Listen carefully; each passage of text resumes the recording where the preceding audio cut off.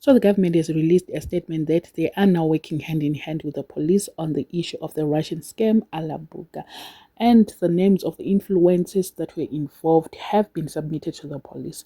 I'm sure by now we now know who were involved in this. I think the names that came out were Louise Sima, Sayeni Hopi, Ayalanga, Sasha, Goslubi, Daviseng, Pink Face, Yamtanda. You can add on in the comment section. Anytime from now, they're going to be called out with the police so that they can make their own statements.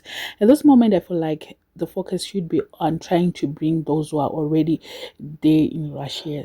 I'm not really sure if those influencers are fully aware of how serious their crime is, because human trafficking, you can go to jail for like 10 years. I've seen a lot of documentaries here on YouTube. Some were even connected through a WhatsApp message.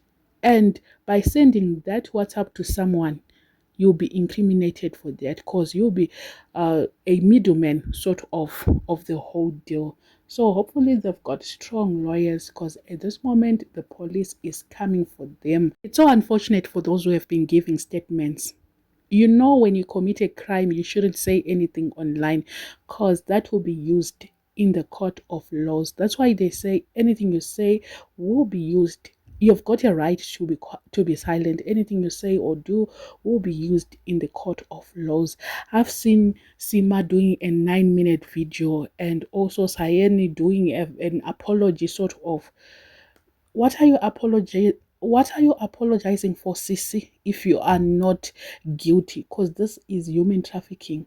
I'm wondering who is giving them such an advice to go online, press the record button and doing all that, because they shouldn't be doing all that. Now that their videos are everywhere, they need to be careful on what is going to happen to them.